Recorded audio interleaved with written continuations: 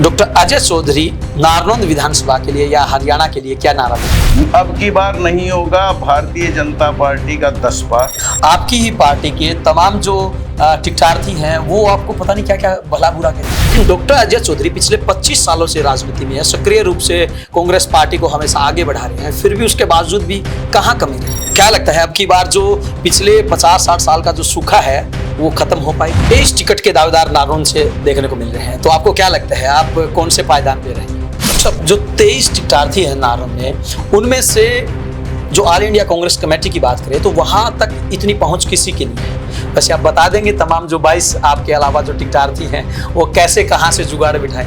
ये तो वही बात होगी कि बोर्ड ने परीक्षाओं की तिथि निर्धारित कर दी और बच्चा कहता है कि मेरी अभी तैयारी नहीं है। हरियाणा की जनता तो पूरी तरह से मन बना चुकी है सुपड़ा साफ करने का। रामकुमार गौतम की बात करें, जेजेपी के विधायक, वो मुख्यमंत्री नायब सैनी से मिले हैं, पूर्व मुख्यमंत्री मनोहर खट्टर से दिल्ली के अंदर मुलाकात की उन्होंने। अगर हम बात करें रामकुमार गौतम की और कैप्टन अभिमन्यु की, तो डॉक्टर साहब को क्या लगता है दोनों में से आपके सामने कौन मजबूत उम्मीदवार रहेगा? मैं पर्सनली किसी को अच्छा बताऊं या बुरा बताऊं, ना उसकी कोई कीमत है ना मेरी ये आदत में शुमार है। कि भूपेंद्र सिंह हुड्डा का अलग गुट है, कुमारी सैलजा का अलग गुट है, लेकिन अभी ताजा की अगर हम बात करें तो दोनों एक ही मंच पे साथ नजर आ रहे हैं। तो इसका मतलब डॉक्टर अजय चौधरी अपने आप को अंदर खाते जो है काफी मजबूत महसूस कर रहे हैं। डॉक्टर साहब जी, कभी चौधरी साहब का सिक्का बोलता था, आजकल डॉक्टर अजय का सिक्का बोल रहा है। मेरा भी एक प्रयास है,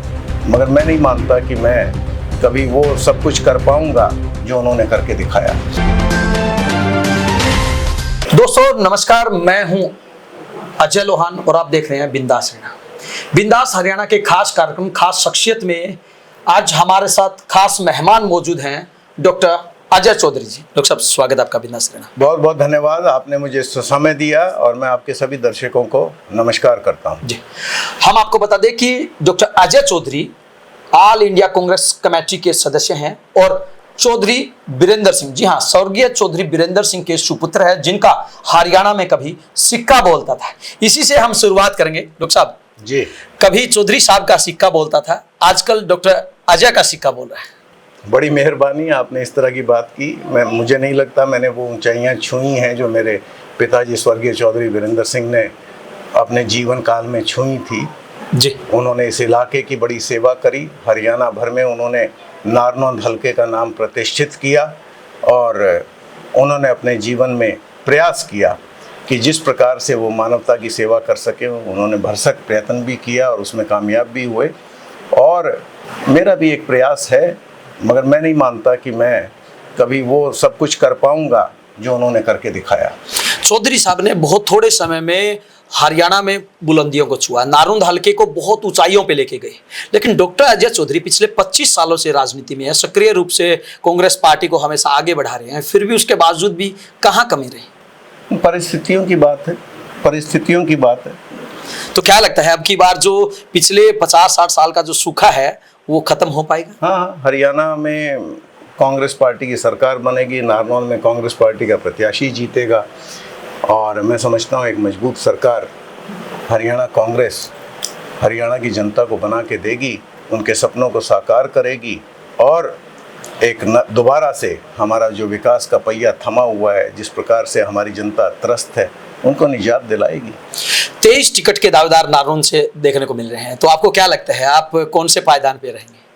नहीं, इन चीज़ों में कभी कोई पायदान नहीं होता। आकलन का काम जो है वो नेतृत्व का होता है, आकलन का काम जो है सर्वे टीम का होता है, आकलन का काम नेताओं का होता है और ये सब चीज़ उन पे छोड़ देनी चाहिए। मैं किसी चीज़ के ऊपर इस प्रकार की कोई टीका टिप्पणी नहीं करूँगा।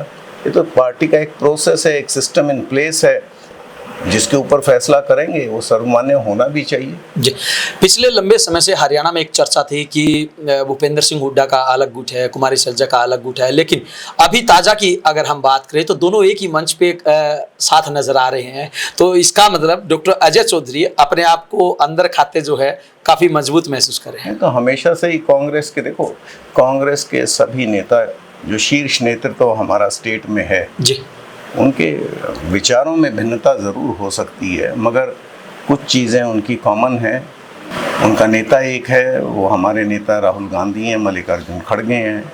उनकी नीति एक है, उनकी इच्छा एक है कि हरियाणा में कांग्रेस का राज बने, कांग्रेस की सरकार बने और ऐसी सरकार बने जो लोगों के काम आ सके, लोगों की इच्छाओं को पूरी कर सके। और हर व्यक्ति की केवल एकमात्र सोच है कि हरियाणा में एक मजबूत कांग्रेस की सरकार बने। हरियाणा की अगर हम बात करें तो कुमारी शैलजा सांसद बनी और उसके बाद अब वो लगातार मुखर होकर कह रही हैं कि जो काम मैं हरियाणा के बीच में रह के, हरियाणा के लोगों के साथ रह के करवा सकती हूँ, वो काम मैं केंद्र में जाके नहीं करवा सकती और इसी वजह से अब वो हरियाणा में विधानसभा का चुनाव लड़ना चाहती हैं। उन्होंने अपनी इच्छा व्यक्त की है, आप लोगों के माध्यम से वो चर्चा सब लोगों के बीच में है। तो क्या लगता है, पार्टी मौका देगी? ये फैसला तो नेतृत्व को करना है। उन्होंने खुद अपने बयान में स्पष्ट रूप से कहा है कि ये मेरी निजी इच्छा है, मगर फैसला हाईकमान करता है। मैंने हमेशा हाईकमान का फैसले का स्वागत किया है, मैं हमेशा उससे सहमत रही हूँ। मुझे लगता है अब की बार भी उनके बयान में स्पष्ट रूप से कहा गया है कि हमारे यहाँ अंतिम फैसला हाईकमान करता है और जो फैसला हाईकमान करेगा वो मान्य होगा। डॉक्टर साहब, जो 23 टिकटार्थी हैं नारन में, उनमें से जो ऑल इंडिया कांग्रेस कमेटी की बात करें तो वहां तक इतनी पहुंच किसी की नहीं है। वैसे आप बता देंगे तमाम जो 22 आपके अलावा जो टिकटार्थी हैं वो कैसे कहां से जुगाड़ बिठाएं? हर व्यक्ति, देखो, हर व्यक्ति ने कांग्रेस को मजबूत करने का काम इस इलाके में किया है जी। अगर मैं ये कहूँ कि अकेला मैं काम कर रहा था या अकेला कोई A, B या C व्यक्ति ने काम किया, ऐसा नहीं है। हरियाणा भर में सभी साथियों ने, सभी कार्यकर्ताओं ने, सभी नेताओं ने मिल करके बढ़िया काम किया है। जन जन तक हमारी नीतियों का प्रचार प्रसार किया है। आकलन करने का काम देखो नेतृत्व का है, तो इसमें जुगाड़ भिड़ाने की या कोशिश करने का नहीं, आप अंतरात्मा से बता दीजिए। बेचारे घूम रहे हैं, लंबे समय से घूम रहे हैं कि कहीं से उनको भी पता चले, क्योंकि आप तो उस पायदान पे पहले से ही रहे हैं, ऑल इंडिया कांग्रेस कमेटी के मेंबर। आपको तो हर बारीकी का पता है कि किस रास्ते से होके कहाँ पहुंचना है। कोई रास्ता नहीं है इसमें। तो पार्टी के प्रति निष्ठा रखो, पार्टी के प्रति समर्पण रखो और पार्टी का प्रचार प्रसार करो। एक सिस्टम इन प्लेस है। हमारे यहाँ स्क्रीनिंग कमेटी बनेगी, वो फैसला करेगी कि इनमें से कौन कौन बेहतर उम्मीदवार लगते हैं। उसके बाद सेंट्रल इलेक्शन कमेटी डिसाइड करती है कि भाई हाँ, ये व्यक्ति योग्य है, इस व्यक्ति को टिकट दे दिया जाए। फैसला हमेशा हाईकमान करती है, उसी तरह से होगा। डॉक्टर साहब, कब तक टिकटों के ऐलान हो जाएगा? इस बारे में मैं कुछ भी नहीं कह पाऊंगा। ये सेंट्रल इलेक्शन कमेटी के विचाराधीन चीज़ें होती हैं। मैं अपने अधिकार क्षेत्र से ज़्यादा कुछ कहना नहीं चाहूँगा। डॉक्टर साहब, एक और बड़ी जो खबर निकल के आ रही है, बीजेपी पार्टी ने इलेक्शन कमीशन से एक अपील की है कि वो आगे सरका दे। ये तो वही बात होगी कि बोर्ड ने परीक्षाओं की तिथि निर्धारित कर दी और बच्चा कहता है कि मेरी अभी तैयारी नहीं है। ऐसा ही प्रतीत होता है। मुझे तो लगता है 7 दिन की और प्रयास है कि किसी तरह से 7 दिन सत्ता में और रह लें, क्योंकि हरियाणा की जनता तो पूरी तरह से मन बना चुकी है सुपड़ा साफ करने का। मैंने कल भी किसी पत्रकार से एक बात करते वक्त किसी चैनल, यूट्यूब चैनल पे मैंने कहा था जी कि जब मुख्यमंत्री चुनाव क्षेत्र छोड़ करके भागने लगते हैं तो आप खुद अंदाज़ा लगाओ कि किस प्रकार का बहुमत। मैं आपसे 15-20 दिन पहले जब मैंने आपसे वार्ता की थी, मैंने आपको कहा था बहुमत नहीं होगा, प्रचंड बहुमत होगा। आपके सामने है कि पिछले 15 दिन में हालत ये है कि इनके उम्मीदवार, इनके मंत्री, इनके मुख्यमंत्री अपने लिए सेफ सीट ढूंढते घूम रहे हैं, मगर कोई सीट सेफ नहीं है, क्योंकि हरियाणा की जनता ने तो तय कर लिया है हरियाणा में कांग्रेस का राज बनना ही बनना है। बहुमत के साथ बनेगा, प्रचंड बहुमत के साथ बनेगा। डॉक्टर साहब, सोशल मीडिया पे तो ये भी बात चल रही है कि बीजेपी को 90 विधानसभा सीटों पर उम्मीदवार नहीं मिल रहे, इस वजह से आगे सरकारने की बात। जब आप झूठ और छल के सहारे से सत्ता में जाते हैं, आप झूठ बोल करके, झूठे आश्वासन दे करके और जनता के साथ जिस प्रकार का कहर आपने बरपा है, चाहे वो किसान की बात करें, हम सरपंचों की बात करें, हम महिला पहलवानों की बात करें, हम एम्प्लॉयज़ की बात करें, रिटायर्ड एम्प्लॉयज़ की, जब मुख्यमंत्री हर आदमी की आवाज़ को अनसुना करने की आदत डाल लेते हैं, तो इस प्रकार से जो हश्र इनका होना चाहिए, ठीक उसी प्रकार का हश्र इनका होगा। रामकुमार गौतम की बात करें, जेजेपी के विधायक, वो मुख्यमंत्री नायब सैनी से मिले हैं, पूर्व मुख्यमंत्री मनोहर खट्टर से दिल्ली के अंदर मुलाकात की उन्होंने। इसके ऊपर तो मैं क्या टिप्पणी करूं। वो पहले भी भारतीय जनता पार्टी की ओर से हमारे यहाँ से उम्मीदवार थे और चुने गए थे। 5 साल उन्होंने भारतीय जनता पार्टी की ओर से इस क्षेत्र का नेतृत्व किया है। बीच में उन्होंने जननायक जनता पार्टी ज्वाइन की थी, कांग्रेस भी ज्वाइन की थी। हो सकता है उनकी कोई इच्छा हो कि भारतीय जनता पार्टी के साथ फिर से कोई ना कोई अपने इस प्रकार का कोई तरीका ढूंढें कि वो चुनाव लड़ पाएं। वहीं अगर हम बात करें राम कुमार गौतम की और कैप्टन अभिमन्यु की, तो डॉक्टर साहब को क्या लगता है दोनों में से आपके सामने कौन मजबूत उम्मीदवार रहेगा? देखो, ये चुनाव उम्मीदवारों का चुनाव नहीं है ना, लोकसभा का चुनाव उम्मीदवारों का चुनाव था। हाँ, जहाँ उम्मीदवार अच्छे थे वहाँ लोगों ने बहुमत बहुत दिया, मगर लोगों ने तो मन बना रखा था कि हमने भारतीय जनता पार्टी को से यहाँ से पीछा छुड़ाना है। मैं समझता हूँ अब की बार भारतीय जनता पार्टी का हर उम्मीदवार गौण रहेगा, और जब गौण हो जाते हैं तो फिर उसमें कौन ऊपर कौन नीचे, ये फैसला जनता के लिए भी इस प्रकार का आकलन करना मुश्किल होगा। मैं पर्सनली किसी को अच्छा बताऊं या बुरा बताऊं, ना उसकी कोई कीमत है, ना मेरी ये आदत में शुमार है। डॉक्टर अजय चौधरी किसी के ऊपर कमेंट नहीं करते हैं। मैंने भी आपकी काफ़ी सारी इंटरव्यू की है, लेकिन कभी भी आप किसी के ऊपर कमेंट नहीं करते। लेकिन आपकी ही पार्टी के तमाम जो टिकटार्थी हैं वो आपको पता नहीं क्या क्या भला बुरा कहते हैं। वो उनकी इच्छा है। मैं देखो, मेरा किसी के साथ कोई पर्सनल विरोध नहीं है। मेरा मतलब ये पॉलिटिक्स की रणनीति या कोई चाल है, या फिर आप दिल से इतने साफ है? वो तो देखो, जनता इस बात का आकलन करे। मैंने जिस प्रकार का जीवन जिया है आपने भी देखा है। मैं ईमानदार आदमी हूँ, जो बात मेरे मन में होती है मैं सामने बोल देता हूँ।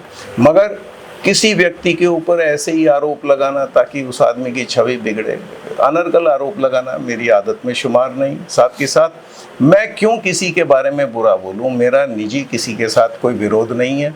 ये तो राजनीतिक विरोध ज़रूर है। हम भिन्न भिन्न पार्टियों में हो सकते हैं, हम विद इन पार्टी भी, मैं मेरे लिए लड़ाई लड़ रहा हूँ, अपनी जगह बनाने के लिए लड़ाई लड़ रहा हूँ, एक दूसरा साथी अपनी जगह बनाने के लिए लड़ाई लड़ रहा है, लेकिन उसका ये अर्थ नहीं कि मैं उसके बारे में नीची टिप्पणी करूँ। डॉक्टर साहब, बीजेपी की तरफ से नारा दिया गया था 75 पार का, तो डॉक्टर अजय चौधरी नारनौंद विधानसभा के लिए या हरियाणा के लिए क्या नारा देंगे? मैंने आपको दिया था ना पिछली बार, अब की बार नहीं होगा 10 पार। मैं तो रिपीट कर रहा हूँ, सोच लीजिए 10 पार। अब की बार नहीं होगा भारतीय जनता पार्टी का 10 पार। लेकिन बीजेपी के तमाम जो लोग हैं वो ये दावा कर रहे हैं। हमने एक बड़े नेता का इंटरव्यू किया था, उन्होंने कहा कि अहिरवाल की उन्होंने बात की थी। अहिरवाल पे लगभग जो सीटें हैं वो हमारी हैं, जीटी बेल्ट हमारी है, उसके बाद फरीदाबाद और आप गुरुग्राम की तरफ निकल जाइए, वो सीटें हमारी है। तो ऐसे में हमारी सरकार बननी लाजमी है, क्योंकि 40 सीटें उन्होंने लोकसभा चुनाव में जीती। दावे करना तो हर राजनीतिक आदमी का अधिकार है, और अगर ये दावा नहीं करेंगे तो कार्यकर्ता जो ऑलरेडी मायूस है वो बिल्कुल बेचारा मृत प्राय हो जाएगा। तो ऐसे में दावा ही एक तरीका है अपने कार्यकर्ता को मोरल बूस्ट करने का।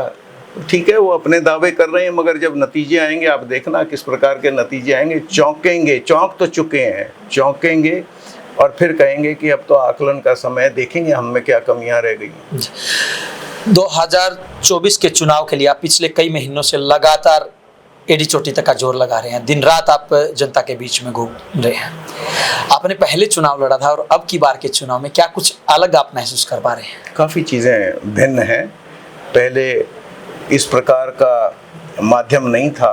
हम गांव में घूमते थे तो दूसरे ग्राम में इन बातों को पहुंचाने के लिए बड़ा मुश्किल होता था कि हमारे पिछले गांव में अच्छे प्रोग्राम हैं, हमारी वहाँ स्ट्रेंथ अच्छी है। मगर आज सोशल मीडिया के सहारे से इंस्टेंटली ये पता लग जाता है। आज सुबह मैंने फेसबुक लाइव किया है, मेरा पहला कार्यक्रम था, वो मेरे ख्याल में अब तक 6-7 हज़ार लोगों ने देख लिया। ये भिन्नता है। लोगों की उम्मीदें, आकांक्षाएं तो लगभग वैसी हैं जैसी 2004 में लोगों को एक रिप्रेजेंटेटिव से होती हैं कि मान सम्मान मिले, हमारे गांव का विकास हो, बच्चों को रोज़गार मिले, मूलभूत सुविधा ज़रूर पूरी हो। मगर इलेक्शन के लड़ने के तरीके में काफ़ी बदलाव आ गया है। माइक्रो मैनेजमेंट की ज़रूरत मैं समझता हूँ आज के दिन महसूस होती है। सोशल मीडिया एक बहुत इम्पॉर्टेंट कंसिडरेशन हर कैंडिडेट के लिए हो गई है। जी डॉक्टर साहब, अगर हम बात करें राम कुमार गौतम की, तो उन्होंने जनता से अपील की है कि मुझे एक मौका और दे दीजिए, अब की बार मैं हजारों युवाओं को रोजगार दूंगा। ठीक है, देना भी चाहिए, आदमी को कोशिश करनी चाहिए। उनकी तरफ से यही अपील होनी चाहिए कि मुझे एक और मौका और दे दो। जब तक आदमी कोशिश कर सकता है उसे प्रयास करना चाहिए, और यही अपील तकरीबन हर उम्मीदवार करेगा।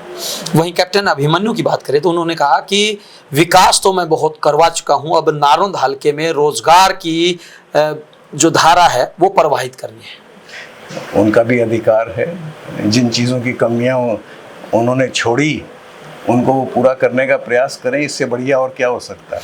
तो साहब, अब की बार इस चुनाव में राजनीति के तकड़े खिलाड़ी हो गए, किसी भी बात का कोई भी जवाब जो है वो बड़े ही शांत और शालीन तरीके से ऐसे दे रहे हैं जैसे कोई हुआ ही नहीं, कुछ हुआ ही नहीं। साफ सुथरे शब्दों में आपको सारे के सारे जवाब दे रहा हूँ। तो आगामी 2024 के विधानसभा चुनाव के लिए आप क्या अपना खुद का भी मैनिफेस्टो नारंद के लिए घोषित करेंगे? बिल्कुल प्रयास करेंगे कि जिन जिन समस्याओं से अलग अलग ग्रामवासी जूझ रहे हैं, हम प्रयास करेंगे कि कम से कम हम ये ज़रूर लोगों को बताएं कि इन चीज़ों को ज़्यादा तवज्जो की ज़रूरत है। प्रयास करेंगे। तो तमाम हलके के लोग, जो हरियाणा के लोग आपको जो सुन पा रहे हैं, क्या कुछ अपील करना चाहेंगे तमाम हरियाणा के लोगों से? मैं पूरे प्रदेश के लोगों से केवल एक अपील करना चाहूँगा कि अगले 30-35 दिन दिन रात मेहनत करके कोशिश करें, सजग रहें। षड्यंत्रकारी पार्टी भारतीय जनता पार्टी है, हमेशा झूठे वादे करके सरकार बनाई है, हमेशा लोगों को बहकाया फुसलाया है। अब की बार इनकी किसी बात में ना आकर के साफ सुथरी कांग्रेस पार्टी की सरकार बनाने का प्रयत्न करना है, और इस कोशिश में हमें कामयाब होना है। उसके लिए ज़रूरी है हम सजग रहें, हम एक रहें, और केवल मात्र एक हो करके ये एक निशाना बना लें कि कांग्रेस पार्टी का जो भी प्रत्याशी होता है, जिस भी क्षेत्र में होता है, सिर्फ उसको वोट दे करके हाथ के सामने वाला बटन दबा करके कांग्रेस की सरकार बनाएं, प्रचंड बहुमत की सरकार बनाएं, ताकि 5 साल भारतीय जनता पार्टी ये हौसला ना कर सके कि हरियाणा की सरकार के ऊपर किसी प्रकार का कोई हाथ डालने का वो कोशिश करे। जी बिल्कुल, ये थे डॉक्टर अजय चौधरी, कांग्रेस पार्टी के वरिष्ठ नेता और साथ ही साथ ऑल इंडिया कांग्रेस कमेटी के सदस्य हैं। लगातार जो लोग डॉक्टर अजय चौधरी को शालीन मानते हैं, लेकिन वो अब राजनीति के भामाशाह हो गए हैं। बहुत अलग अंदाज में वो लोगों के बीच में जा रहे हैं, और ख़ास बात यह है कि जो भी लोग डॉक्टर अजय चौधरी से थोड़ा बहुत भी नाराज होता है, ऐसे ही प्यार से मीठी मीठी बातें करके उनको अपनी ओर आकर्षित कर रहे हैं। अब देखना यह होगा कि नारंद हलके की जनता किसके ऊपर विश्वास करती है, पार्टी किसको टिकट देती है। बहरहाल एक बात होता है कि डॉक्टर अजय चौधरी का जो करेज है वो नारंद हलके में लगातार बढ़ता जा रहा है। वीडियो जर्नलिस्ट अमित वासिस के साथ अजय लोहान, बिंदास है।